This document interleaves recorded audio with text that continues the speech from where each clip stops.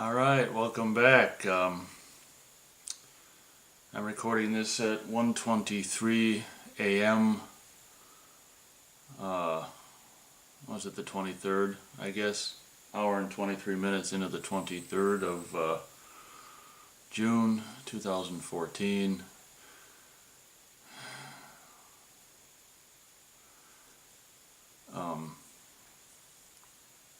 I went to work Saturday. I'll just briefly say that if you didn't see my video, I can't remember what it was titled. I guess something to the effect of being alone, having no support, I think, was the video that I most recently mentioned. The problem at work on the 14th, where I was told to, and I understand if there's people out there saying like, you don't want to straighten? You left early because you were told to straighten? I understand that. But if you're watching this video, there's a good chance you have an open mind as to understand that some people, not everyone's the same. And some people might find something that's so simple, I guess, as straightening to be non-threatening, but I'm one of those people who I cannot straighten.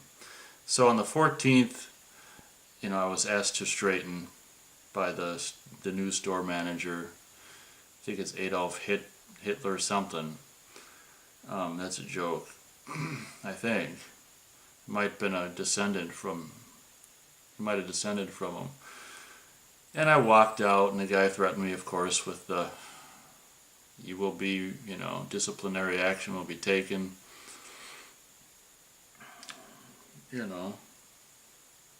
So I had been, so anyway, I went in there, long story short, I went in there on Saturday the 21st? Yeah, it's the first day of summer, 21st. And I went in there expecting the worst, not thinking that I probably would be fired, but expecting the worst. I guess I didn't, expect the worst in the sense that I didn't think of an asteroid hitting the store that's because it wouldn't be the worst. That'd be like the best case scenario when I was in there. But I thought about everything, the worst case scenario, which I guess would be 20 lashes. All right, I'll stop kidding around. But I was thinking, okay, worst case scenario, I walk in there and they say, don't clock in, go back to the office. We need to have a talk to you. talk with you, you're fired. That was basically more or less the worst case scenario, and then I was thinking, of course, there is also a chance that you could walk in and the manager is going to be there and he's going to tell you to do right what you left off to do. Right what you walked out of, a week ago. My brain was just buzzing with all kinds of possibilities. What's going to happen? Long story short, I keep saying that. I walk in and, they back in the break room, you clock in and they have your name on the little day sheet and what you're supposed to do, and it said rugs, hang rugs. And I don't mind, it's the weirdest thing, it's like I don't mind hanging rugs, big huge rugs, I would almost say I maybe even like hanging rugs, not that I would do it for free. I practically did do it for free with what they pay you, but so, don't ask me why, I don't mind or even possibly like hanging rugs, but I can't straighten shelves. So I was like, oh, that's another thing I thought of, trying to play like an optimistic bastard. I shouldn't say optimistic bastard. Trying to play the part of an optimistic SOB. I was like, well, what if you walk in there and, it's just a good day, like the good old days, What if you just have a good day, a normal day, what are you going to do? So, like the first, 30 minutes or 20 minutes or something, I was like, okay, well, it's on the list. I was like, wow, maybe this will be a good day. And it's on the list to hang rugs. And Then like 20, 25 minutes, and that's probably 20 minutes into the shift, I get a call from, luckily that manager wasn't there Saturday on the 21st. I get a call from one of the other managers coming to the back, and I'm like, well, this is probably obviously the write-up or whatever, the disciplinary action from the week prior. And sure enough, disciplinary, here's a write-up. And just like I mentioned in the having no support video, when the guy confronted me or whatever, I spoke in that video of having no energy. Like a lot of times I might get all steamed and get pissed off. That's what happened a couple times during my years working there. And just like just like the 14th. The 21st, when they brought me back there to do this, well, I knew it was coming anyway, or potentially coming, the write-up. I was just like I say, my energy level is just so low lately that and they're probably were really, because these people have dealt with me before. That was the first time. The 14th was the first time I ever talked to the manager, so he didn't know what I have been prone to in the past as far as like an emotional outburst. So these people there was two of them back there, I suppose a witness or something, but these people who, particularly the one who was dealing with me, I had, in the past blown up at her before, so she knew what I was capable of, So I was just sitting there like, okay, yeah, all right, strike 1 out of 3, get 3 strikes, great. And then you know what she said? I couldn't believe it. Well, you probably know already if you've been listening to me. I couldn't believe it. This is actually the worst case scenario. Being fired would have been much more pleasant than this. Of course, what she said after she, briefed me on the write-up, and had me sign and date their little write-up slip. She's like, so anyway, the department that you were, she didn't say this, I'm just saying this so you know what department it is. She said this, the department number or whatever. The department you were told to straighten last week we'd like you to go straighten that now. And I was just like, I'm like, is this some kind of test? That's what I said, to see if, I'm sure it was. I'm sure the guy left instructions to, for her to have me resume exactly what he told me to do the week before. And at that point, I guess I kind of knew in my head that it was done, that I was done.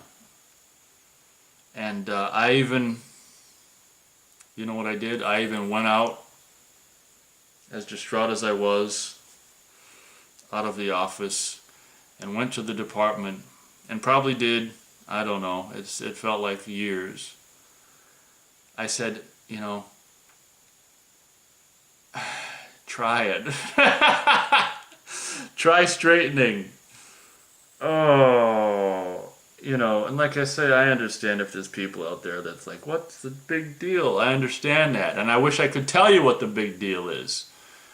I don't know what the big deal is. I don't know why I can't straighten. It's just the most mundane, boring, frickin' job there is. So I did it for maybe 25 minutes, 30 minutes, in between going into the bathroom to, and I was getting more and more miserable, and then I actually got a section done, and I was like, oh, that wasn't so bad, and then I go around here, and it's just like a fucking mess.